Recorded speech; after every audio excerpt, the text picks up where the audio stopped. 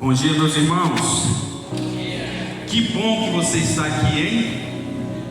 Porque você foi obediente à palavra de Deus.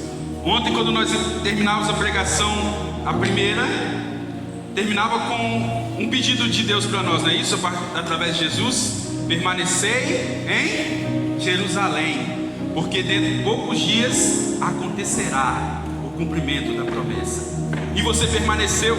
Aplauda o seu irmão aí que permaneceu em Jerusalém. Você foi obediente à voz de Deus. Eu me chamo Vitor, sou casado com a Jéssica, que está me acompanhando. Somos pais do Davi, que vai fazer 10 anos no mês que vem, e do Pedro, que tem 3 anos. Sou servo do grupo de oração Mensageiros de Cristo, lá de Anchieta, que acontece às quartas-feiras. Ministro de Eucaristia no Santuário Nacional São José de Anchieta. Inclusive, vou aproveitar para justificar para vocês que hoje eu não vou ficar com vocês até o final, porque lá nós estamos em festa. Hoje é dia de São José de Anchieta. Nós vamos ser ministro na missa lá mais tarde.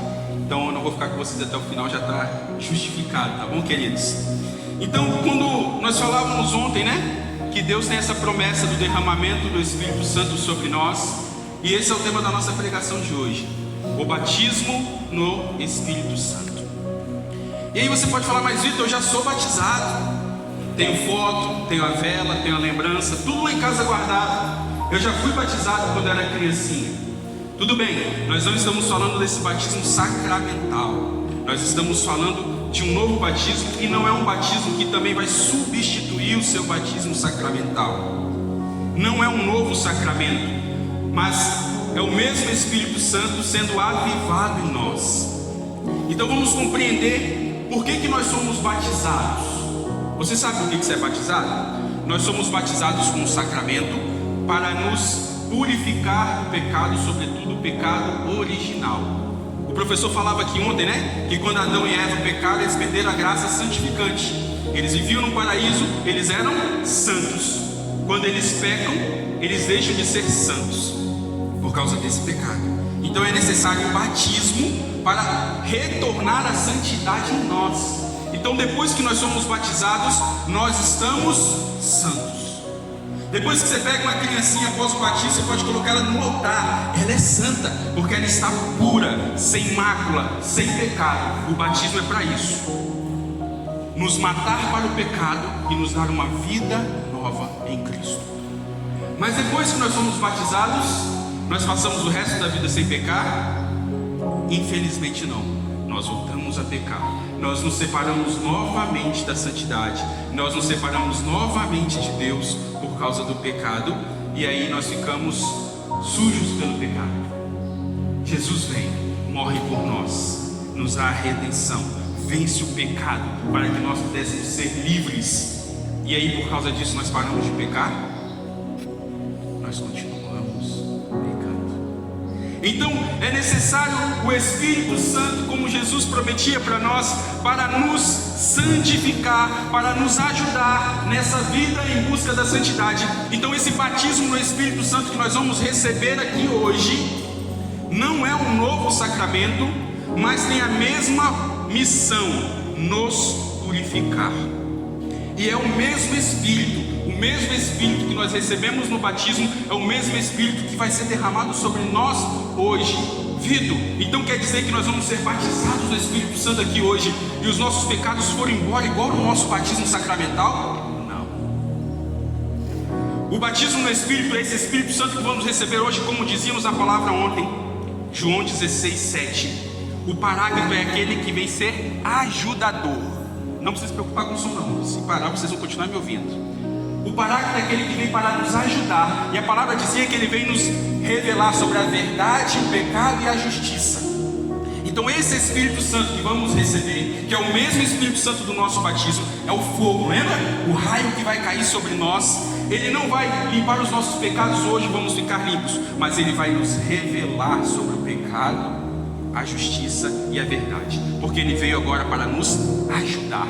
Então ele vem nos ajudar na graça da busca pela santidade. Ele vai vir hoje para nós possamos reconhecer os nossos pecados, para que nós possamos reconhecer que estamos indo para longe de Deus, para que nós possamos reconhecer que nós precisamos voltar à santidade, que nós precisamos precisamos retornar para Ele. Então eu vou buscar a confissão, que aí sim, depois da confissão, eu estou com os meus pecados novamente zerados. Eu posso recomeçar.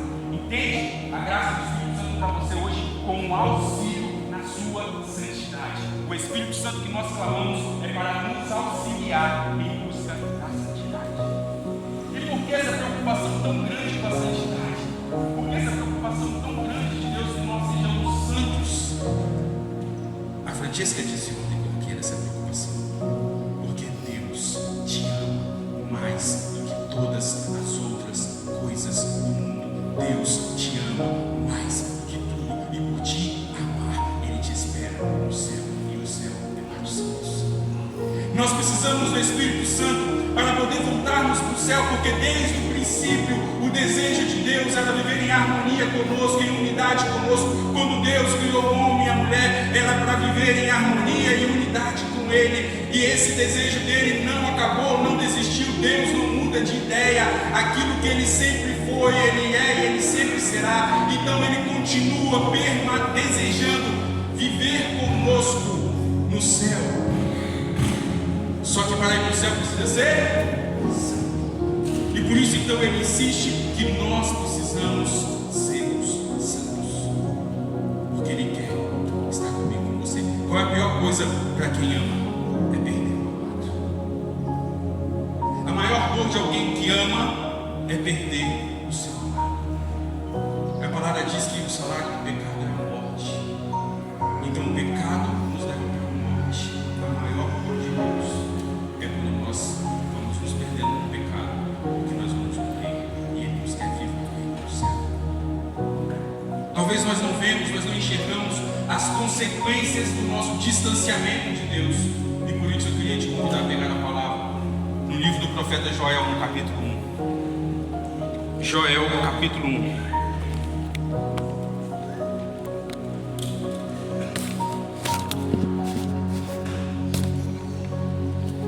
Quem tiver com a Bíblia Ave Maria e que encontrou o número da página, se puder falar para ajudar. Joel, capítulo 1. Vamos? 1226. 1225, a Bíblia Ave Maria. Livro do profeta Joel, no capítulo 1. Só me ajuda a chegar assim um pouquinho mais para frente. Se falhar o microfone, eles vão me ouvir melhor. Daí. Joel, capítulo 1. Eu queria pedir uma coisa do fundo do coração para vocês. Não se preocupe com o microfone. Vocês não são técnicos de som. Vocês olharem para lá não vai mudar em nada. Se parar de funcionar, não se preocupe. Eu vou continuar falando. Nós vamos continuar pregando, tá bom? Joel 1, no versículo 1, a palavra diz assim: a palavra de Jesus do Senhor foi dirigida a Joel, filho de Fatuel. Já que estamos para aqui, para você entender que não sou eu que estou falando, é palavra do Senhor. Então o que está nessa palavra é o que Deus quer falar com você. Ouvi isto, anciãos, escutai vós todos os habitantes da terra. Sucedeu acaso tal coisa em vossos dias, ou nos dias de vossos pais? Contai aos vossos filhos a seus filhos, e seus filhos às gerações seguintes. Vamos dar uma paradinha aqui. O profeta está chamando os anciãos. O que é isso? Os mais velhos, os mais idosos, os mais experientes. Está falando, presta atenção nisso, vocês e todos os habitantes da terra. Então está vindo aí uma mensagem importante. O profeta está chamando a atenção porque Deus quer falar algo importante. E por que ele chama os anciãos? Para dizer, olha, o que está acontecendo aqui nunca aconteceu. Não aconteceu enquanto vocês estão vivos, e olha que vocês já viveram bastante, por isso vocês são anciãos. Não aconteceu na época dos seus pais, não aconteceu em momento nenhum. O que está acontecendo aqui é algo novo, é algo inédito.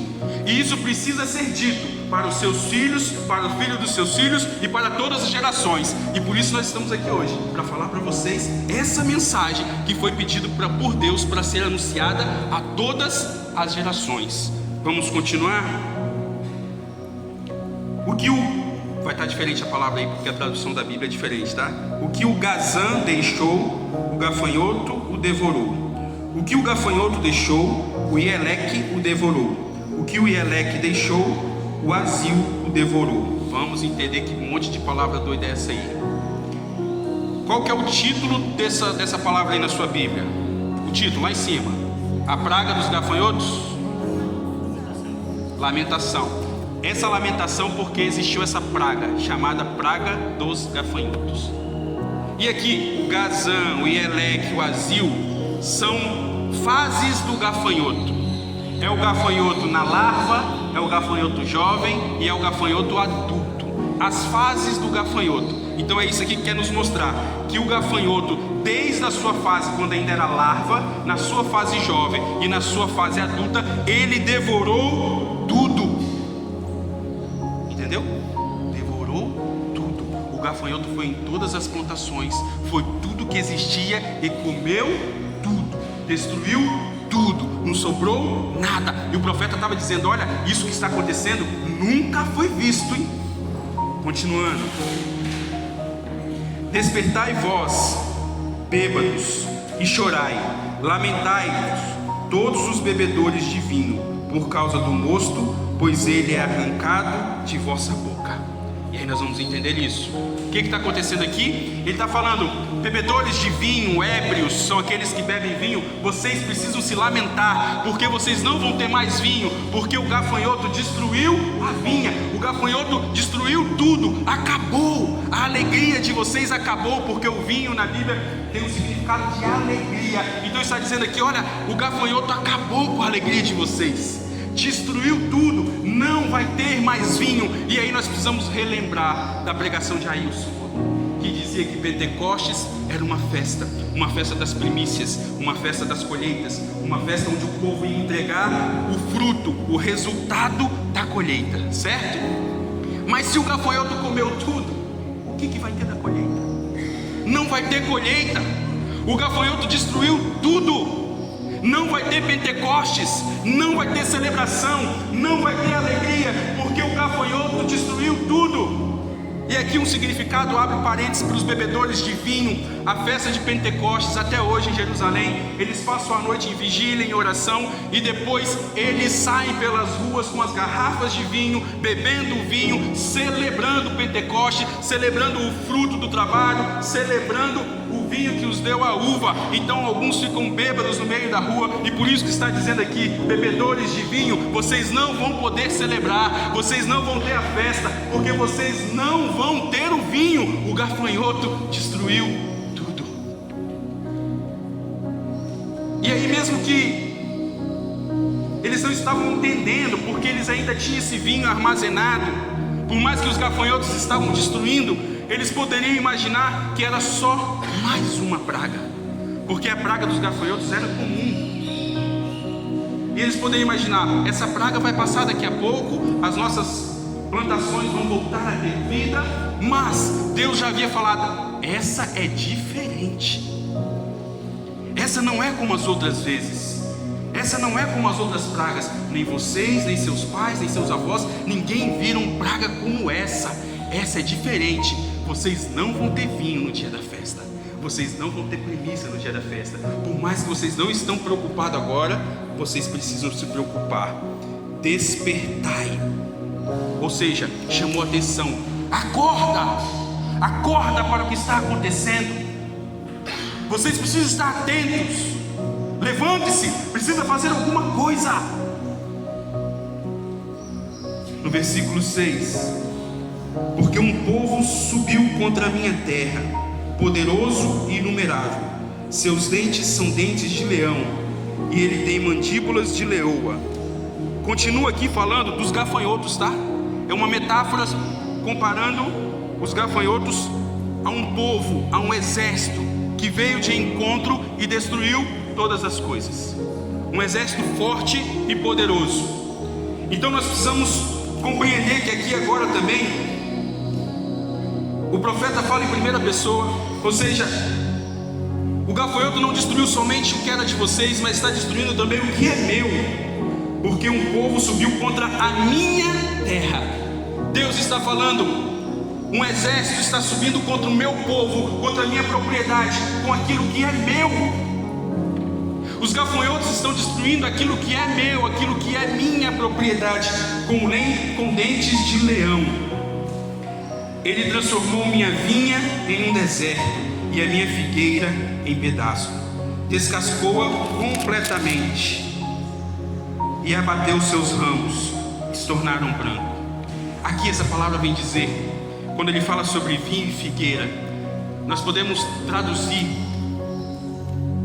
que o gafanhoto está destruindo inclusive pessoas de dentro da igreja, porque a vinha e a figueira são símbolos de proteção, são símbolos de segurança. Durante o Antigo Testamento a gente ouve falar que estava debaixo da figueira, estava sob a proteção. Então, quando nós falamos que até a vinha e a figueira foram destruídas, está dizendo que até onde estava a nossa proteção, até onde estava a nossa segurança, até onde nós poderíamos nos sentir seguros, está sendo destruído também.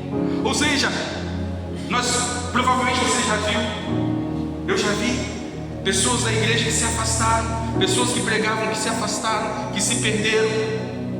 Infelizmente já vimos padres cometer tantos erros. Onde estava a nossa segurança, onde nós poderíamos contar, também está sendo destruído. Pior ainda é os que não se afastaram, mas que estão na igreja, mas estão com um discurso totalmente diferente do que deveria estar. Estão destruindo como os gafanhotos. Lamenta-te como uma virgem vestida de saco sobre o esposo de tua juventude. Lamenta-se como uma virgem vestida de saco sobre o esposo da sua juventude. E aqui nós precisamos entender que esse virgem que está aqui é tradução de uma palavra hebraica que quer dizer desposada. Então o que significa? Que essa mulher era uma jovem que ainda não tinha se casado, mas ela estava prometida a um esposo. Ela já estava certo que ela ia casar. Nós vamos resolver o problema. Então o que acontece? Essa jovem, ela estava prometida em casamento. Ela já estava esperando o casamento, já tinha uma certeza que ela ia se casar. Mas aqui diz que ela ficou viúva antes do casamento. O seu prometido morreu antes. E ser viúva naquela época era dor, sofrimento. Ela precisava ser acolhida pelo irmão do esposo que faleceu. Então o que está dizendo aqui? Olha, essa mulher, antes de casar, ela ficou viúva. Ela tinha uma promessa para ela que não se cumpriu. Existe uma promessa para mim e para você. Essa promessa é o céu. Só que aqui está dizendo que antes de alcançarmos essa promessa, existe um luto, porque esse céu não vai existir mais. Perdeu, acabou. Choram, se desesperem, entrem de luto, porque está acontecendo uma devastação como nunca foi vista antes. A palavra continua cheia de lamentações, cheio de luto, cheio de palavras de pesares, porque qual é a consequência disso aqui? É a morte, queridos. A médio e longo prazo é a morte, porque agora ainda se consome o fruto da vinha. Agora se consome o fruto da colheita, mas daqui a pouco vai acabar, não tem mais, porque os gafanhotos comeram tudo. E se não tem a plantação, não tem o alimento, nós vamos morrer. Então o povo compreende e o povo entende que isso tudo é uma correção de Deus. É Deus mostrando para eles que é a consequência de um afastamento. O povo se afastou de Deus, e a consequência do afastamento de Deus é essa catástrofe e a morte. Catástrofe e morte para quem se afasta de Deus. O povo compreendeu isso, então o que eles começaram a fazer? Nós precisamos voltar para Deus. Nós precisamos nos arrepender, nós precisamos conseguir nos conciliar novamente com Deus. E aí, se você for olhando na frente na palavra, só os títulos aí: apelo, a penitência e a oração, não é isso? O povo começa então a voltar. O povo entende que eles precisam voltar para Deus para que essa calamidade acabe. Apelo à penitência, apelo à oração, até chegar no capítulo 2, no versículo 18. Achou? 2:18. O Senhor encheu-se de zelo por sua terra e teve piedade do teu povo. O povo entendeu que aquela praga estava acontecendo porque eles tinham se afastado, voltaram para Deus, oração, jejum, penitência, vamos voltar para Deus. E Deus então se encheu de zelo e compaixão e teve piedade do seu povo. E daí para frente nós vamos ver as promessas de Deus, dizendo que vai restituir tudo, que as plantas vão voltar a florir, que o alimento vai voltar a vir. Então Deus ouviu a oração do povo que voltou para Ele. Então Deus também se volta ao povo com a sua compaixão e misericórdia que é sem fim. E aí nós chegamos no capítulo 3 de Joel, no versículo 1. Depois disso, depois de tudo isso, derramarei o meu espírito sobre toda a carne. Vossos filhos e vossas filhas profetizarão, vossos anciãos terão sonhos, vossos jovens terão visão. Até sobre os escravos e sobre as escravas, naqueles dias derramarei o meu espírito. Algo familiar? A promessa de Deus para nós, do derramamento do Espírito, que João falou, que Jesus falou na pregação ontem, já tinha sido feito por Deus lá no Antigo Testamento, através do profeta Joel, dizendo: vai chegar um dia em que eu derramarei o meu Espírito Santo sobre a terra.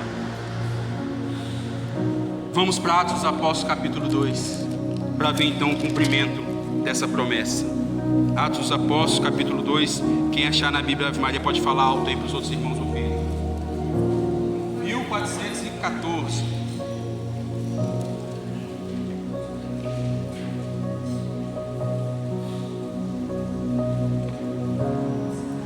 Amém, queridos? Há necessidade.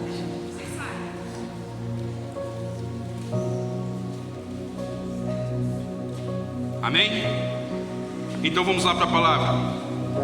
Tendo completado o dia de Pentecostes, estavam todos reunidos no mesmo lugar. E nós já vamos parar aí.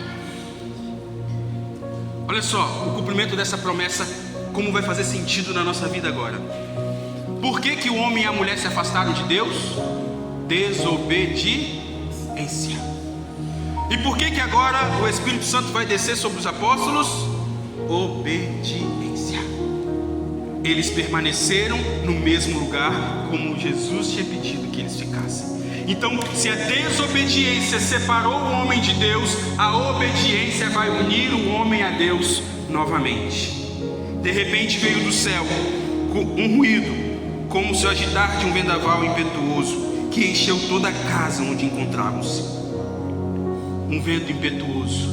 Nós falávamos ontem que vento é um dos símbolos do Espírito Santo. E aqui está dizendo, esse vento nós podemos entender como um sopro, o sopro da vida, o mesmo sopro que Deus deu na narina de Adão e deu vida ao homem. Então agora aqui nós temos o sopro da vida, o batismo no Espírito Santo.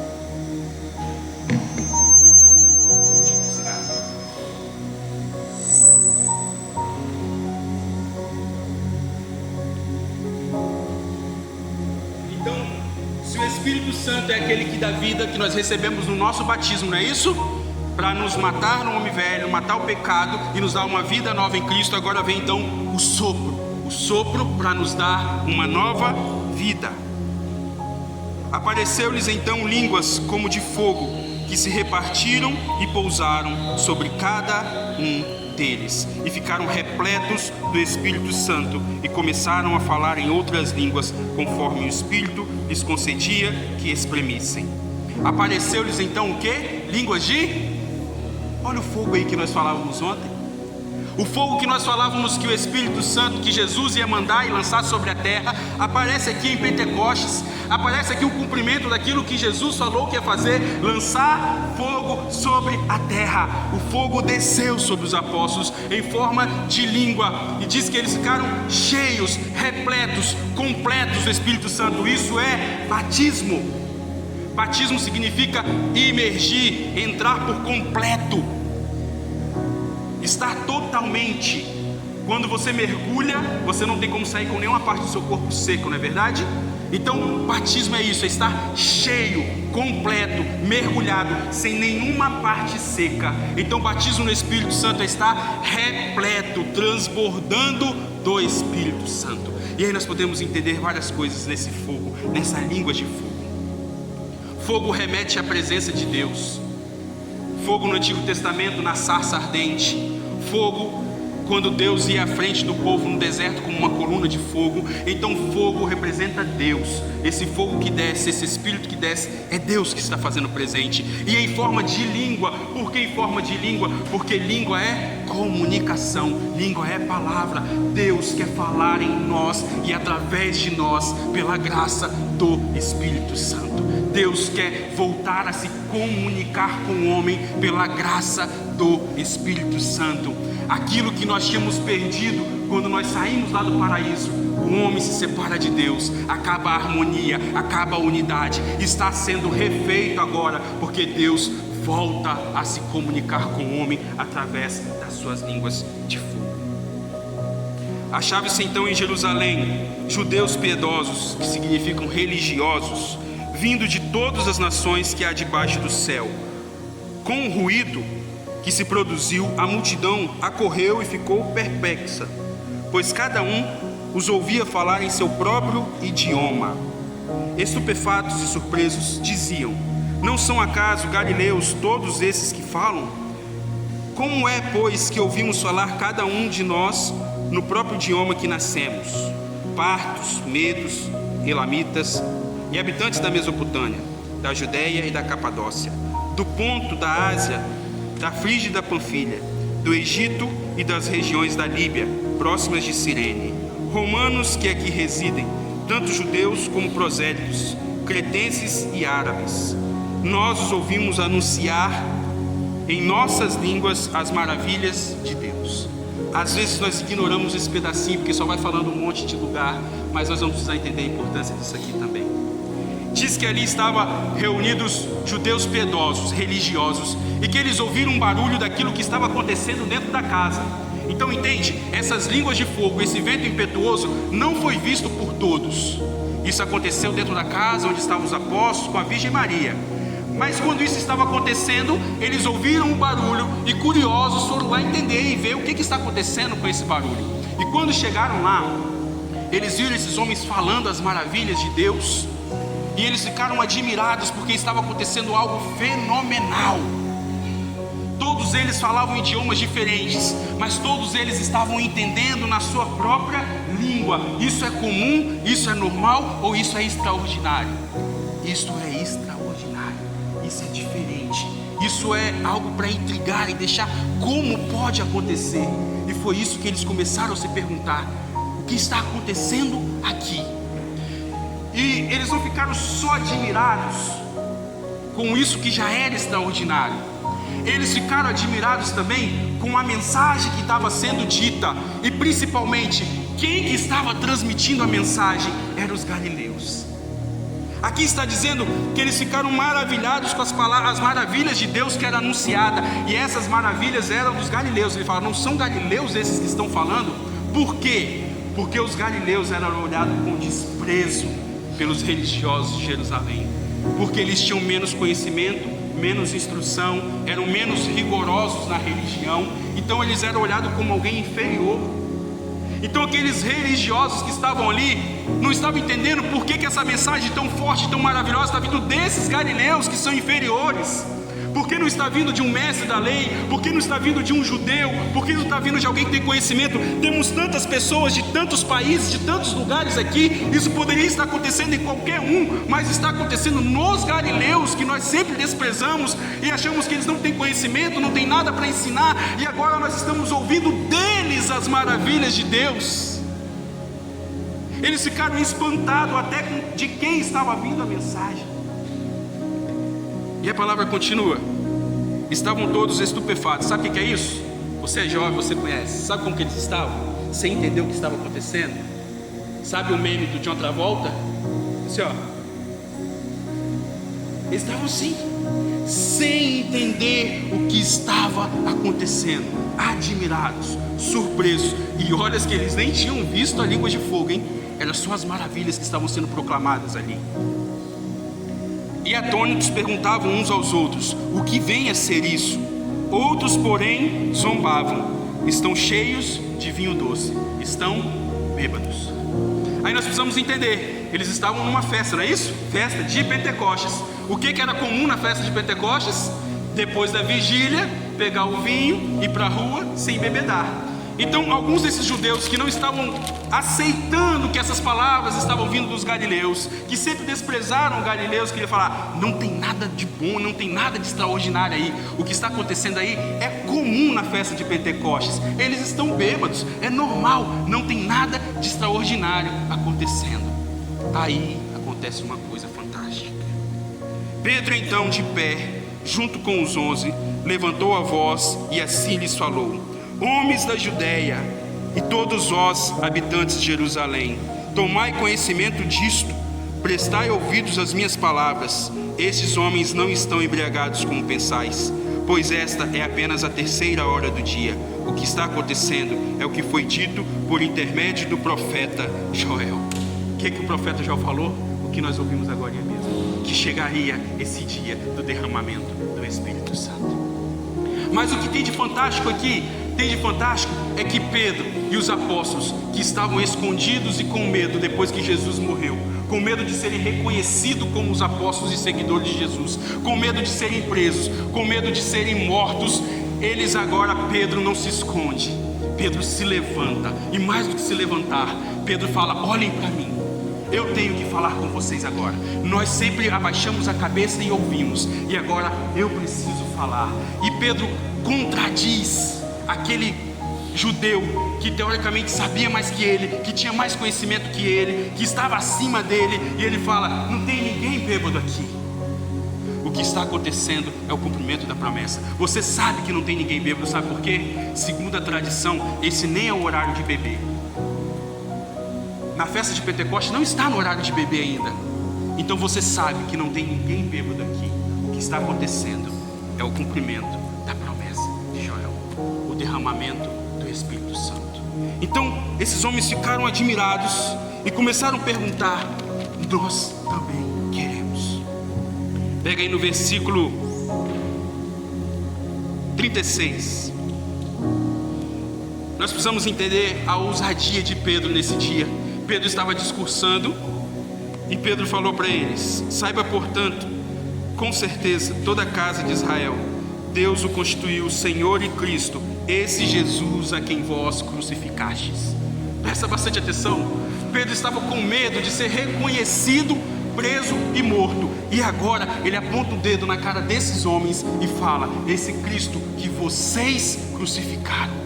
Pedro acusa aqueles homens. Olha a coragem que Pedro se encheu, porque ele estava cheio do Espírito Santo.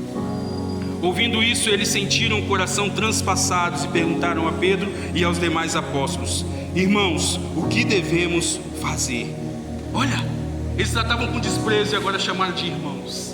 Irmãos, o que nós precisamos fazer? Porque nós queremos o cumprimento da promessa na nossa vida. Nós queremos o extraordinário que está acontecendo em vocês. Nós queremos isso tudo que nós estamos testemunhando para nós. Então Pedro responde: arrependei-vos e cada um de vós seja batizado em nome de Jesus Cristo para a remissão dos vossos pecados. Então recebereis o dom do Espírito Santo. Pois a promessa para vós, assim como para os vossos filhos e para todos aqueles que estão de longe.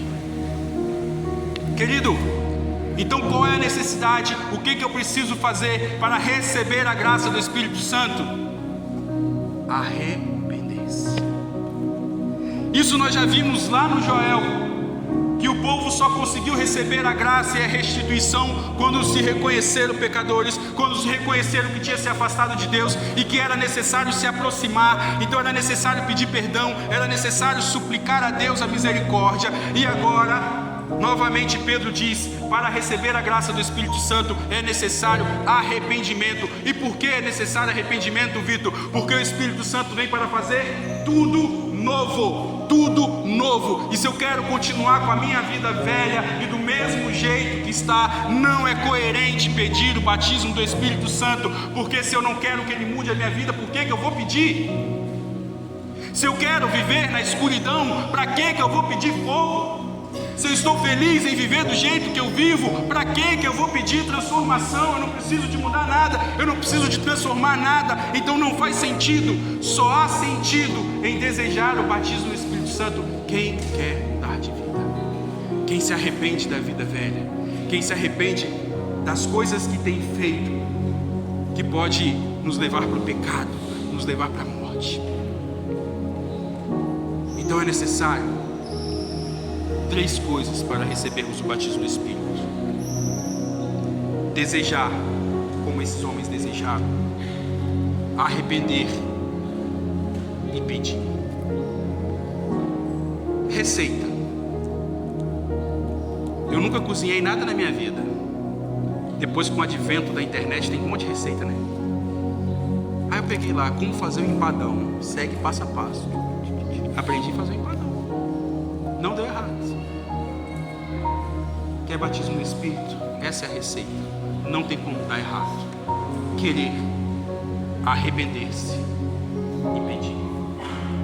Batismo no Espírito Santo não é euforia, batismo no Espírito Santo não é emoção, batismo no Espírito Santo não é arrepio, não é. A palavra diz que as línguas de fogo pousaram sobre eles, não foi isso? No grego, a linguagem original, significa que pousar é dar residência fixa, deixar assentar no trono aquele que é rei.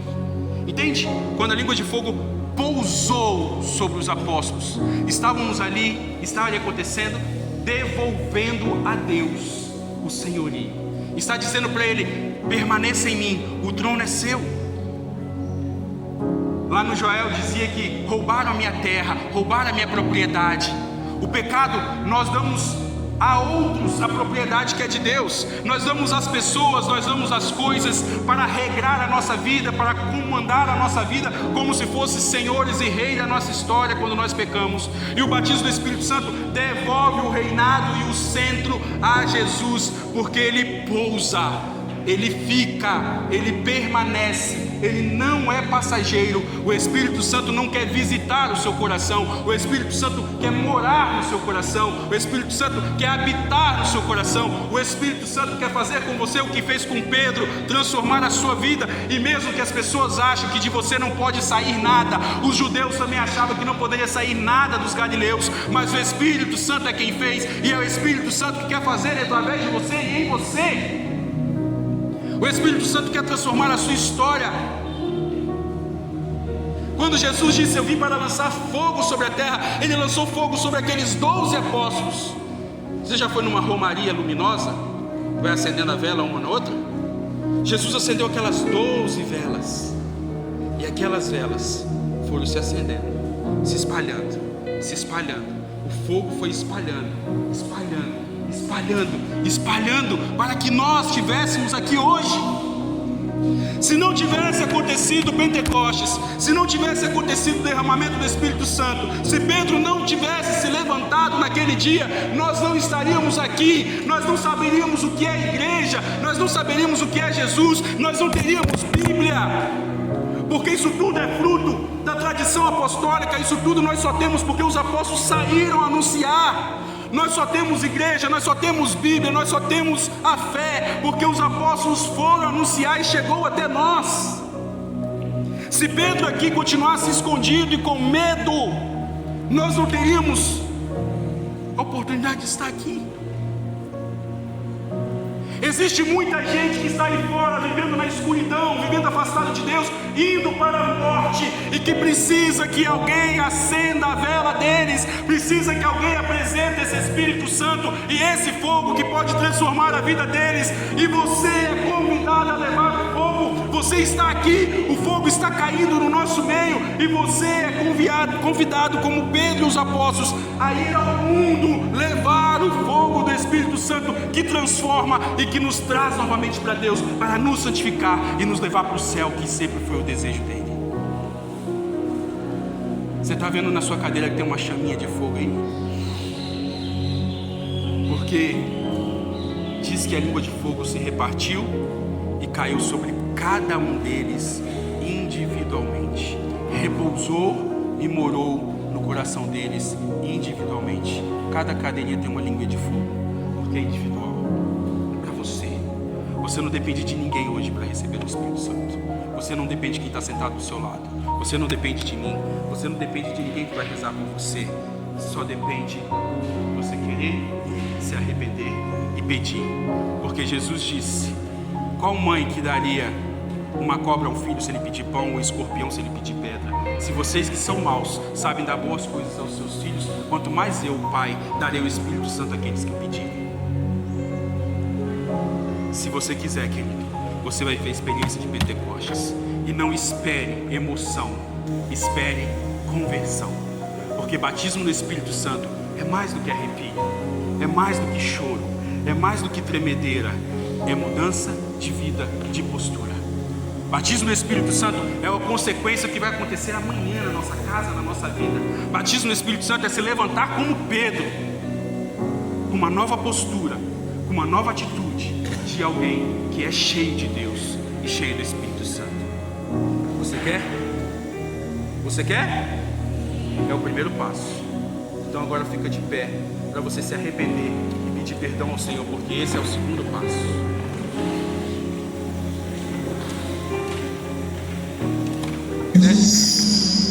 Feche seus olhos. Feche seus olhos.